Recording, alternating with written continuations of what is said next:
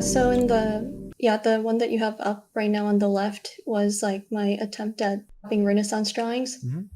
The one that's labeled 1 is from last week and 2 is a couple days ago, Okay. after I implemented feedback from you and the other instructor. I feel like in the second one I picked up more on the fleshiness, but I'm still having a hard time bringing that over to my drawing. Yeah, so I can see what you're talking about. I think the thing about digital is like it's hard to replicate that kind of feel, especially if you're just doing a study of it. That fleshiness is like to do with the thickness of the brushwork and where the focus is.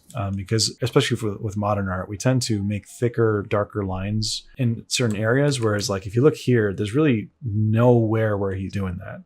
Maybe there, but it's barely noticeable. A little bit here too. Whereas here, we could circle all of it and say, yeah, those are pretty thick, dark lines. I think that the fleshiness might be a matter of that. Otherwise, here's an exercise you can do. Instead of trying to replicate the style and the specific hatch marks, see what you can do by, if we did a wireframe study on this, we can know the direction of the lines, right?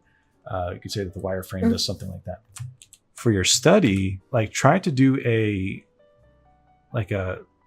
three-dimensional almost interpretation of it. Like you have the information like that, and then in a way do a line drawing like this where you're just getting the forms, kind of like the rendering style on a dollar bill, like this, right? And you do that for the whole thing. And there's a artist, I don't know if you know Vil Art. Yeah, I think I know what that is. Yeah, and it's like, I think if you analyze the work in this way, where you, like, look at the wireframe, how it's very clear and obvious, I think this might help with getting it to feel like it's like a real, I guess, form, right? Otherwise, it feels flat. Aside from that, I think something about the positioning of things feels a bit off because you have the rib cage there.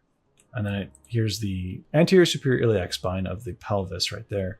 Whereas this, I think, is pushed out a little bit too far over that. It's like it's overhanging. And I think this should be a little bit closer this way. And, another challenge would be to, if you do that wireframe thing, see what happens if you can draw the reverse of it. Like, if you know that the shoulder is there and the elbow is there, like this just might be extra homework, but do the mirror of that and then try to render your own version with the wireframe of the muscles of the person facing this way. And now this leg is that way and so on and so forth. You could just ignore that, but it's actually a really good study so that you kind of do it your own way. We tend to get locked in with things like style, cross-hatching, gesture too much if we're doing that. But when you start interpreting, you get the chance to do your own thing. Having said that, so this is a pretty good pass at this.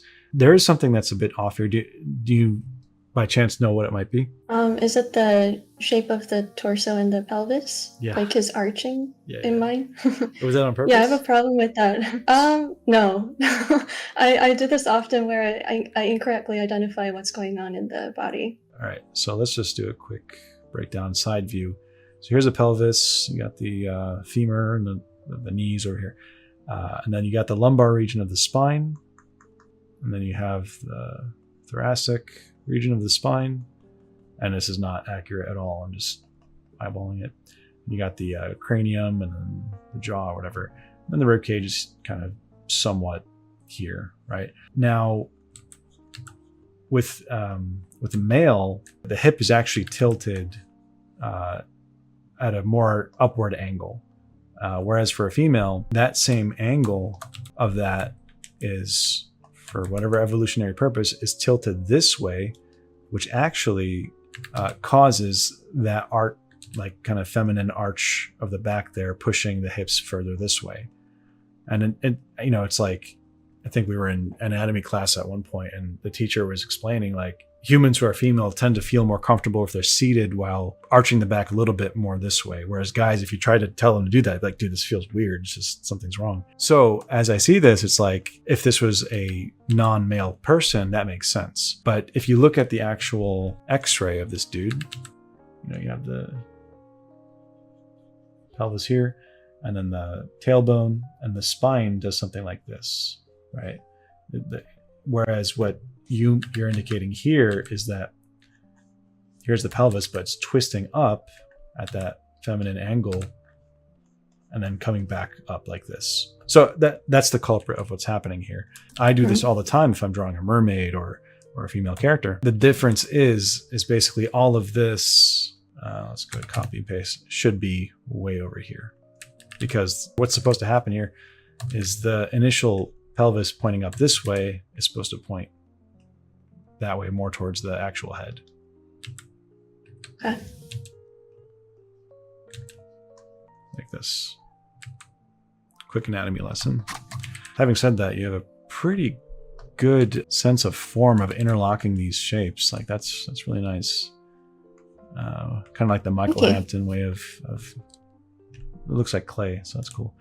Yeah, there's a nice gestural quality to the line work. Any questions?